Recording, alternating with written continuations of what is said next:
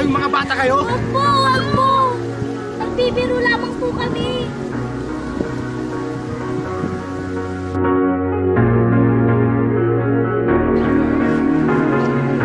Muntik na kayong patayin ng tao iyan. Isang maling galaw mo lamang. Tiyak, patay ka. Senyor Ibarra, ikaw naman po ang maglagay ng puletado sa ibabaw ng bato.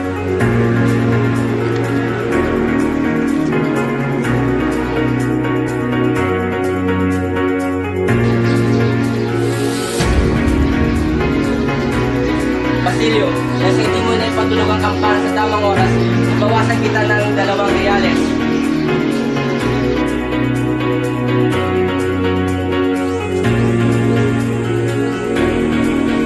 Sisa, kung gano'n, ay ikaw ay nagpapatakaw. At pagkatapos ng tapo ng mga iyon, ay tumakas din.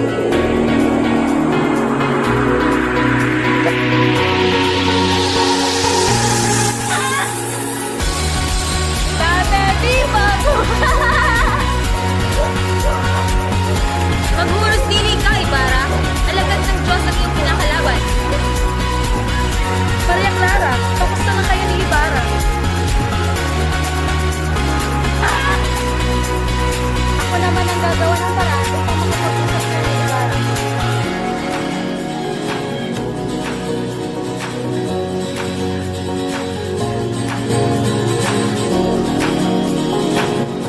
Hindi ako papayag na saktan mo ang mga bata. Bakit na nasa wag po?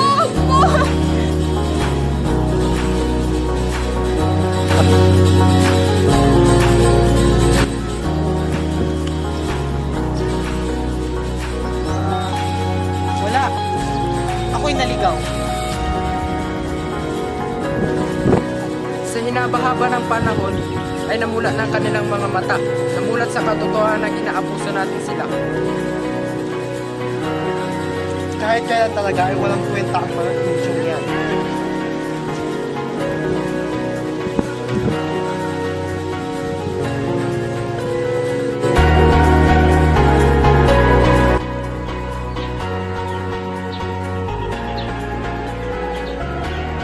Darating ang araw na magpipilitan.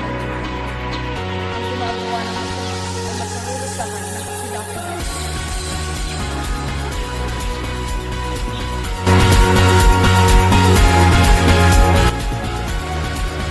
Sa pagkakalam ko, sa tunay na nangyari, wala ko kayo, Padre Damaso, dito sa Santiago.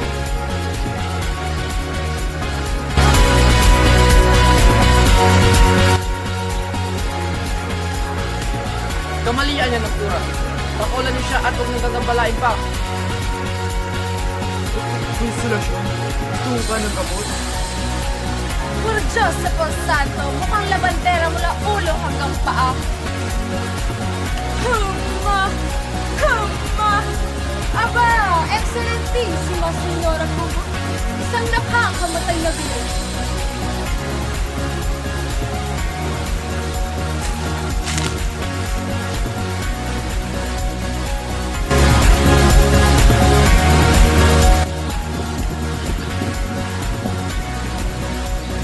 Senyor Ibarra, ako po si Lucas.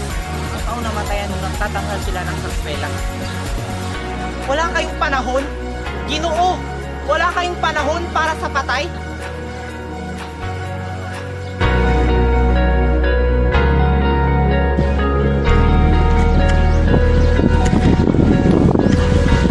Nakakainis!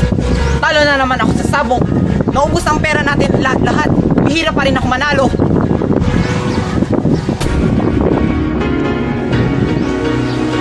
Hindi naman ako nagtakaw. Pag nalaman ni Inay ang tungkol dito, paniguradong magagalit siya.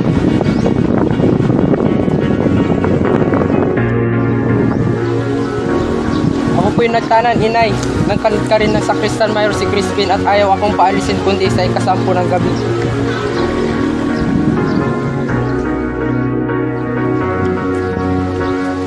Crispin? Basilio? Nakita niyo ba mga anak ko? Inosenteng mga anak ko. Wala silang ninakaw. Maawa kayo. Crispin? Basilio? Ikaw, nakita mo bang mga anak ko?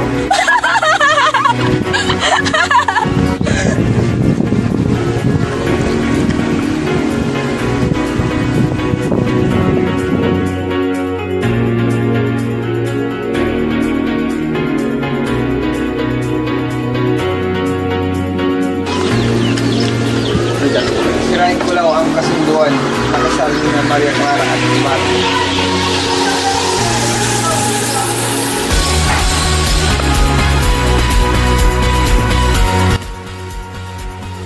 Buenas tardes, mga senyor at senyor.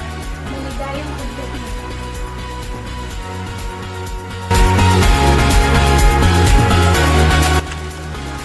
Magandang araw ho. Ako nga po pala si Alfonso Lilares.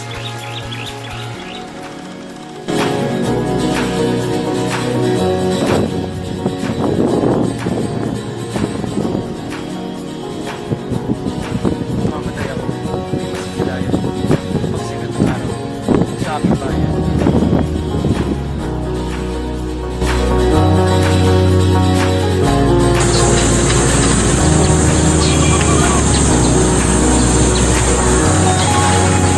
Ikaw lamang ang mahal ko at wala nang iba. Kung hindi rin lamang ikaw, hindi ako maaangkin ni naman.